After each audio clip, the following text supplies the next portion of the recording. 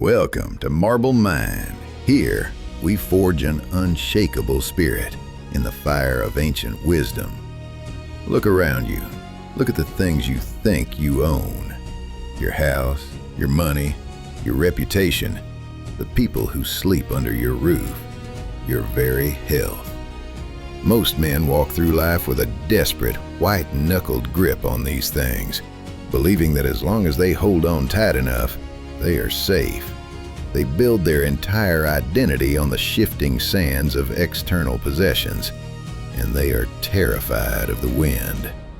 They live in a state of constant, silent anxiety, because deep down, in the dark basement of their souls, they know the truth. They know that they are holding on to smoke. The world is a thief. It does not ask for permission, and it does not negotiate. It can take your wealth in a single market crash. It can take your reputation with a single lie.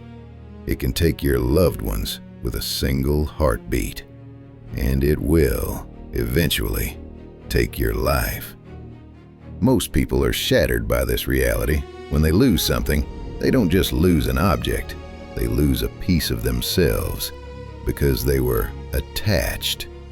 They bleed because they thought the bandage was part of the skin.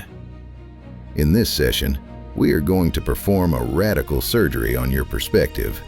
We are going to study the most terrifying yet most liberating doctrine of the Stoics, the art of pre-loss. We will look at the life of Zeno, who founded our school only after the sea swallowed his entire fortune. We will study Seneca, who wrote about the poverty of the soul while living in a palace.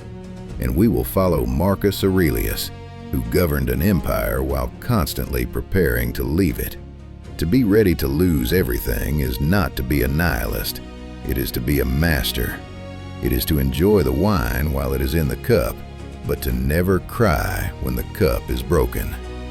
Because you knew it was made of glass from the beginning, we are here to strip away the sticky ego that tries to glue itself to the world. We are here to find the only thing that cannot be stolen, the internal stone of your character. Prepare to face your greatest fears. Tonight, we will mentally burn down your house. We will bankrupt your accounts, and we will bury your status. We will do this so that when the world eventually comes for its debt, it finds you standing still, calm, and untouched. Because you never truly belong to anything but your own reason. The forge is roaring. Let the detachment begin. The history of the Marble Mind began with a catastrophe. Zeno of Citium was a wealthy merchant, a man of status. His ships were filled with rare purple dye from Phoenicia, a fortune in every cargo. But the Mediterranean is not a place for the fragile.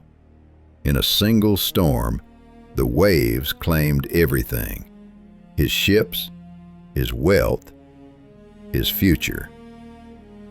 Zeno walked onto the shores of Athens as a beggar, a man who had lost everything. A normal man would have cursed the gods. A weak man would have thrown himself back into the sea. But Zeno did something different. He walked into a bookstore.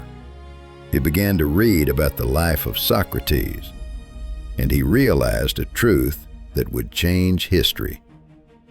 He famously said, "Fortune has handled me well, for she has driven me to the study of philosophy." He understood that the shipwreck was not the end. It was the beginning of his true life. He realized that as long as he had his mind, he had not lost a single thing of value. To build a mind that cannot be broken, you must start with the Zeno audit. Look at your possessions and ask, is this part of me, or is this just something I am using? The Stoics call these things preferred indifference. It is better to have wealth than poverty. but it does not make you a better man. It is better to have health than sickness, but it does not make you a more virtuous man. Most of you have confused having with being. You think that if your bank account is empty, you are empty. This is a structural lie. Practice the mental divestment. Tonight, sit in total darkness and imagine that the shipwreck has happened to you. Imagine the phone call that tells you your business is gone. Imagine the doctor's office where the news is terminal. Imagine the social media feed where everyone has turned against you. Do not look away.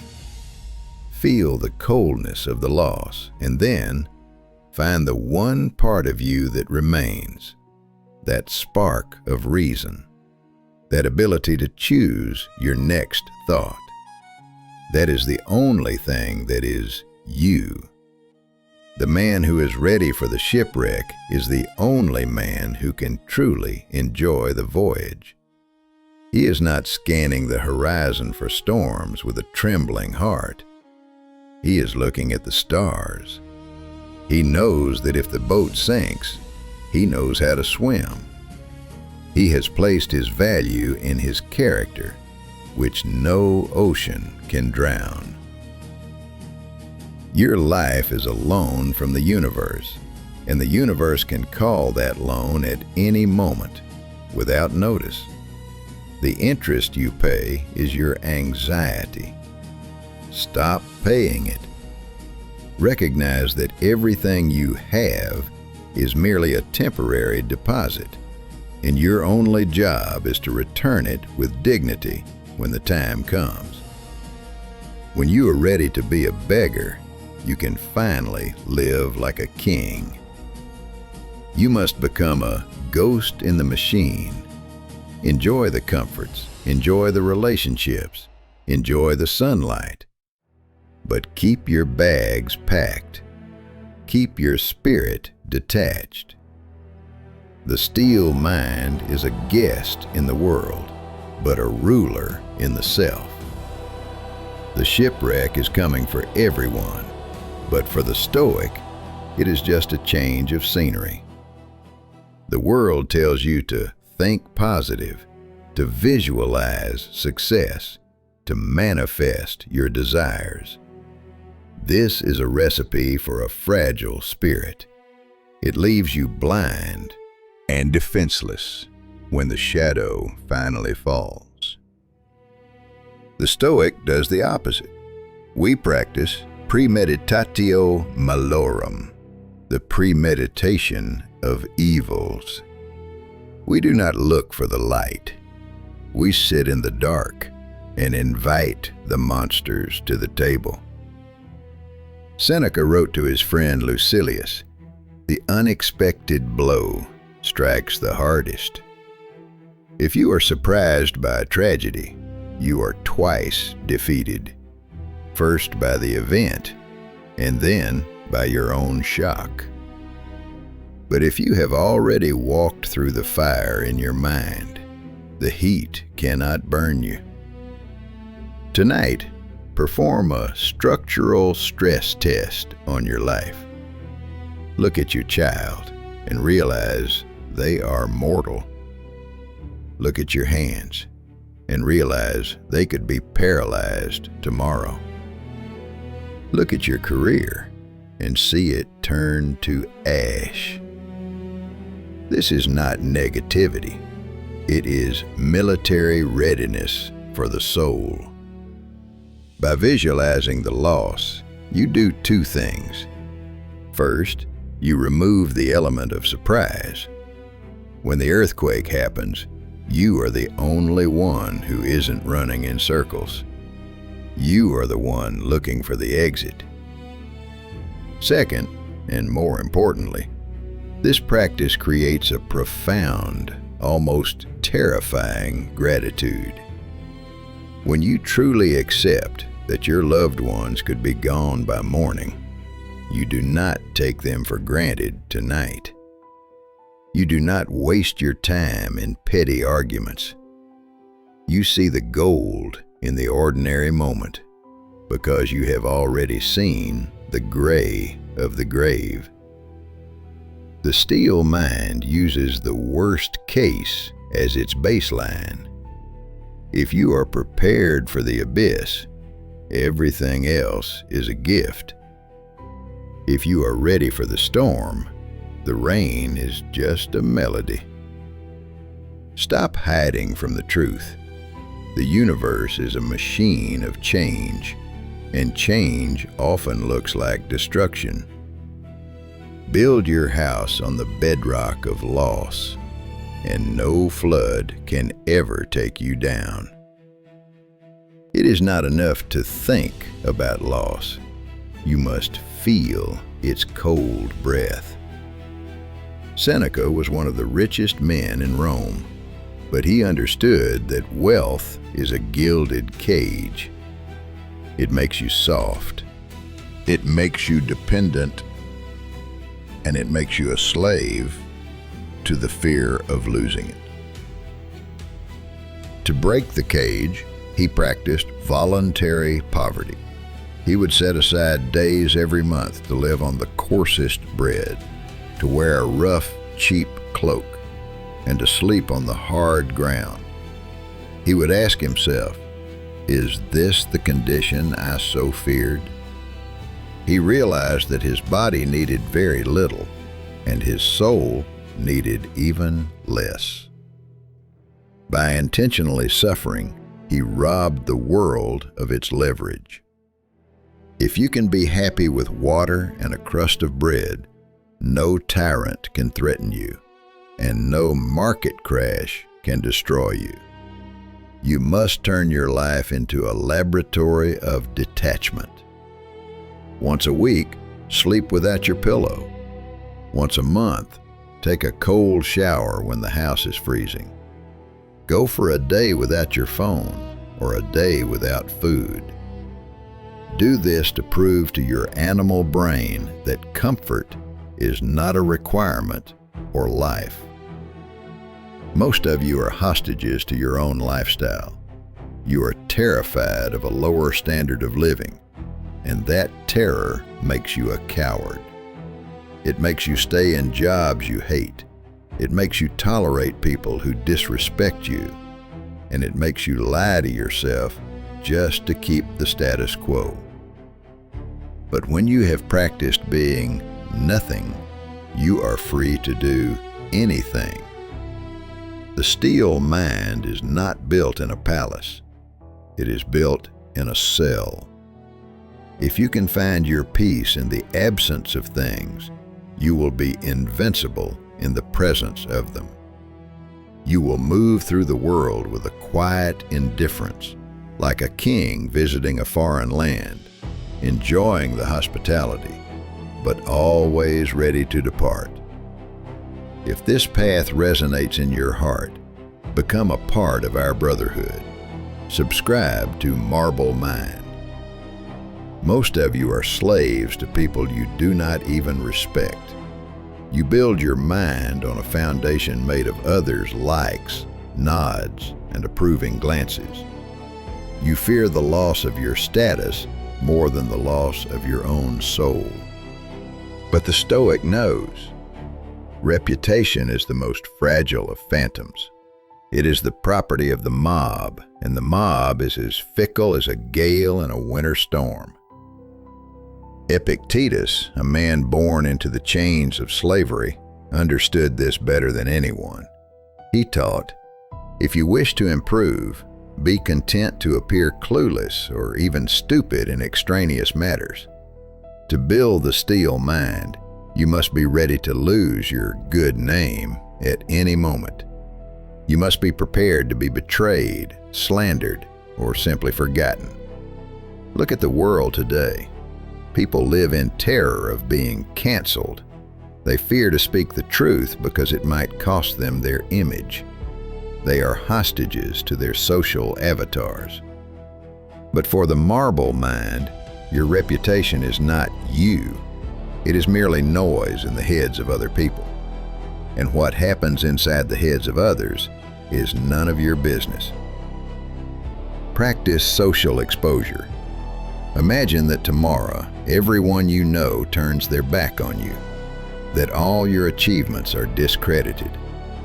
Would you still remain faithful to your principles? If your honesty depends on whether people are watching, then you are not honest. You are merely playing a role. Kill the desire to be understood. Become a monolith that does not care if birds sing around it or if vultures defecate upon it. When you are ready to lose the world's recognition, the world loses its leverage over you. You become invisible to manipulators and invincible to tyrants. Your honor is an internal purity, not an external shine. Your body is not you. It is merely a garment you were issued for a short duration, and this garment wears out, tears, and eventually returns to the dust. Most people spend their entire lives trying to save what is doomed to perish. They fear wrinkles, they fear sickness, they fear weakness. They are attached to their flesh so strongly that any physical threat turns them into trembling children. Marcus Aurelius, despite being the most powerful man on earth, reminded himself every day that his body was nothing but a mess of blood, bones, and nerves. He looked at his flesh with the distance of a surgeon. He understood. Health is a gift, but it does not belong to us. It is a short-term loan from nature, and nature can demand its return within the hour. To be ready for anything, you must practice bodily detachment. When you feel pain, observe it, but do not identify with it. Say to yourself, "My knee is hurting, but I am fine." Separate your consciousness from your sensations. Your body may be in chains, it may be ravaged by disease, but your mind remains sovereign.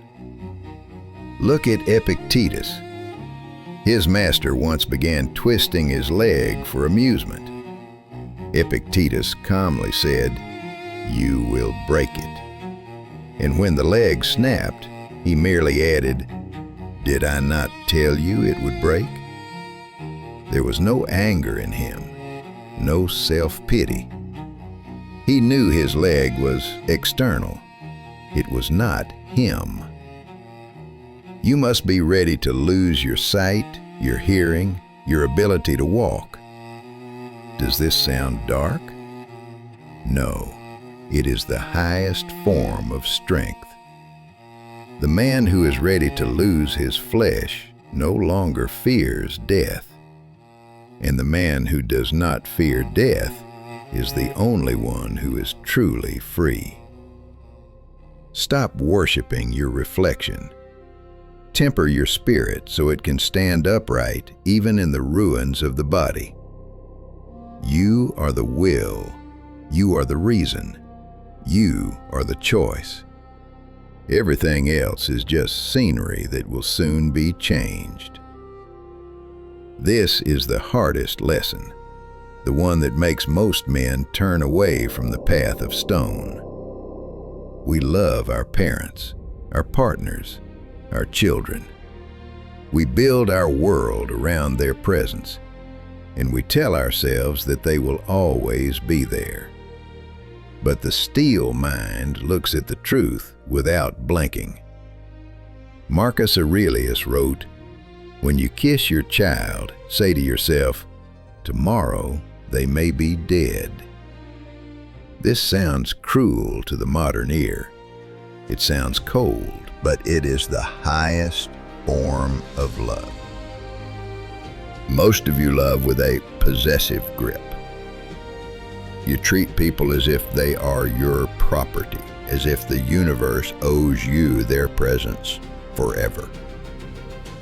When they leave, or when they die, your world collapses because you built it on a human being who is, by nature, fragile and temporary. To be ready for this loss, you must practice transient affection. Every time you say goodbye to a loved one, realize it could be the last time. Do not let this make you sad. Let it make you intense. Let it remove the petty anger, the silent treatments, the wasted hours. If you know they are alone, you will cherish them more deeply than the man who thinks he owns them. You are not losing a person. You are returning them to the source. You were lucky to have them for a season, but the season is over. The steel mind mourns, yes, but it does not break. Your duty is to remain standing, to be the pillar for those who are still here. If your happiness depends on the breath of another, you are not a man. You are a shadow. Learn to love like the sun. It shines on everyone. It warms the world, but it does not follow anyone into the dark. It remains the sun, constant, sovereign, and alone. You think your civilization is permanent. You think the systems, the laws, the currency, and the peace will always protect you. This is an illusion born of comfort. Every empire in history believed it was the end of history until the barbarians arrived at the gates, or the economy turned to dust, or the fire consumed the capital. Marcus Aurelius sat at the head of the greatest empire the world had ever seen, and he spent his nights writing about its inevitable decay. He saw himself as a grain of sand in the desert of time. He knew that Rome, with all its marble and gold, was a temporary structure. To be ready for the end of the world, you must build a sovereign economy of the soul. If your peace of mind depends on a stable government, a high-speed internet connection, or a functioning supermarket, then you are a hostage to the complex machine of society. The steel mind can thrive in a palace, but it can also survive in the ruins. Practice systemic independence. Ask yourself, if the lights went out forever tomorrow, who would I be? If the answer is a panicked victim, then you have work to do. You must develop skills that are internal, character traits that are portable, and a spirit that does not need a system to feel secure. The storm of history is coming. It always does. Laws change, borders shift, and icons fall. But the man who has built his citadel inside his own reason is never a refugee. Wherever he goes, he is at home, because he carries his empire within him. You do not need the world to be stable. You only need your judgment to be firm.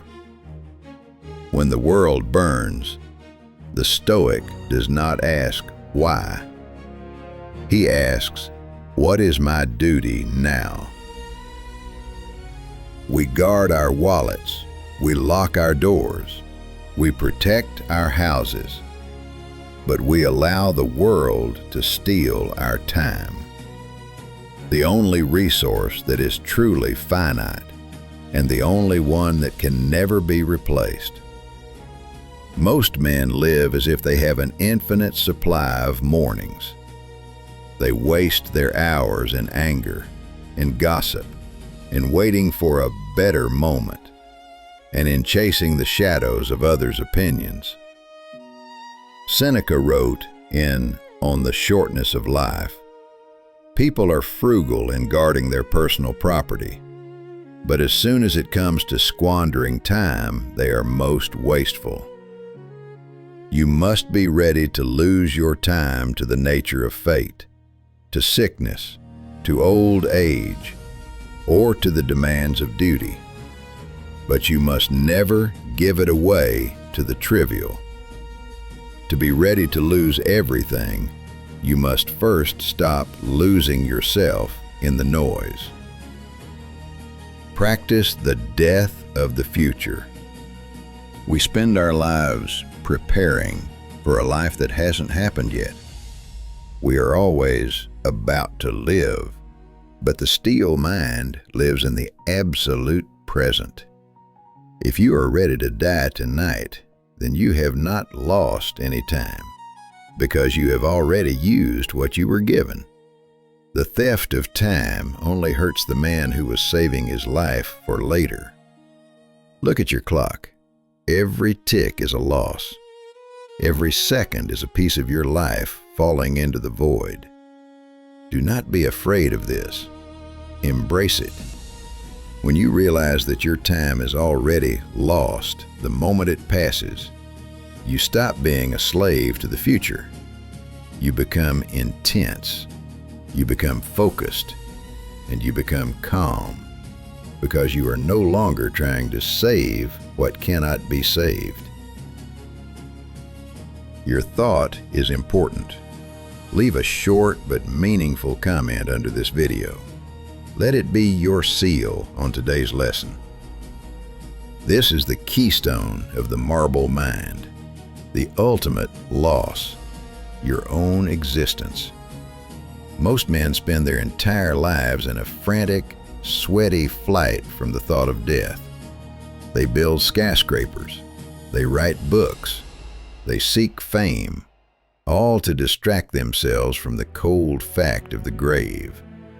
But the Stoic does not run. The Stoic turns around and walks toward the shadow. Marcus Aurelius lived in the middle of a plague. He saw thousands of his subjects die every day.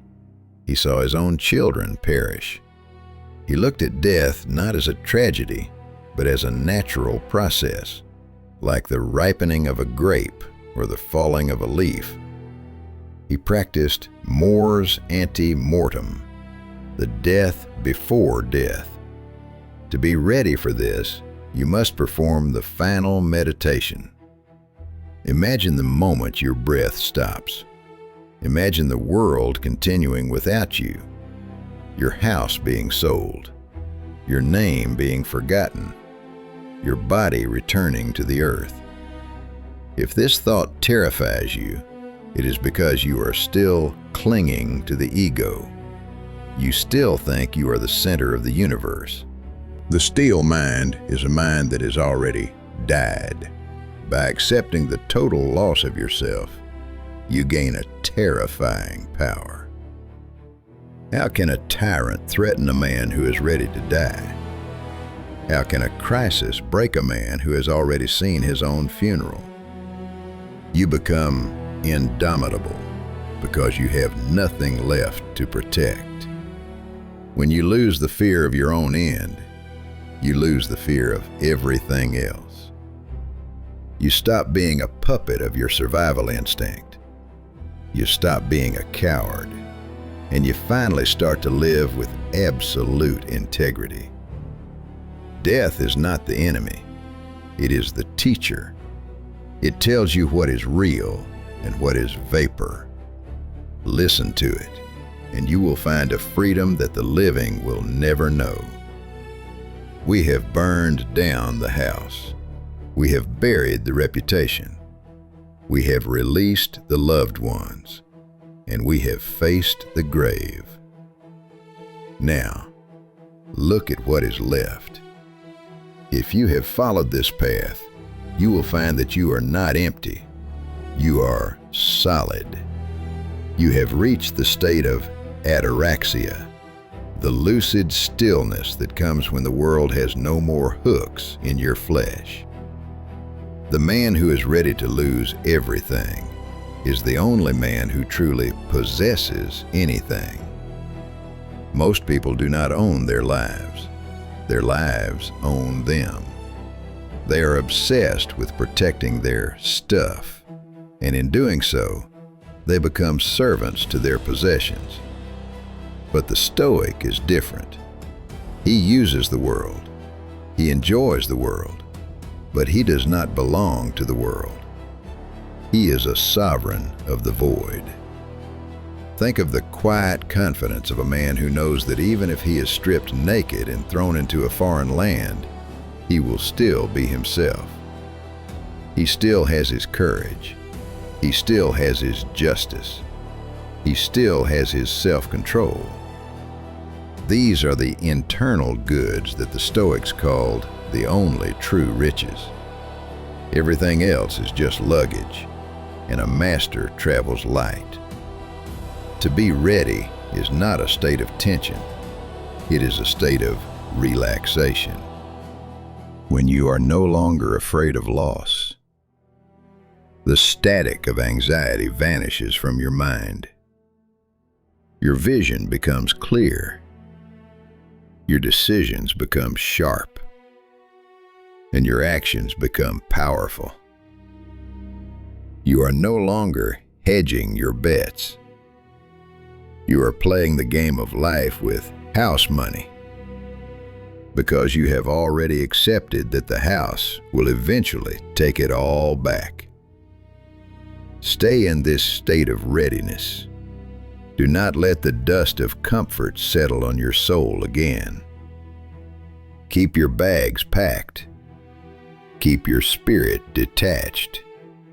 And keep your eyes on the eternal. You are the mountain, and the clouds of fate are just passing by. The fire has done its work. The masks have melted, and the sticky ego has been burned away. We have journeyed through the hardest truths of the human condition.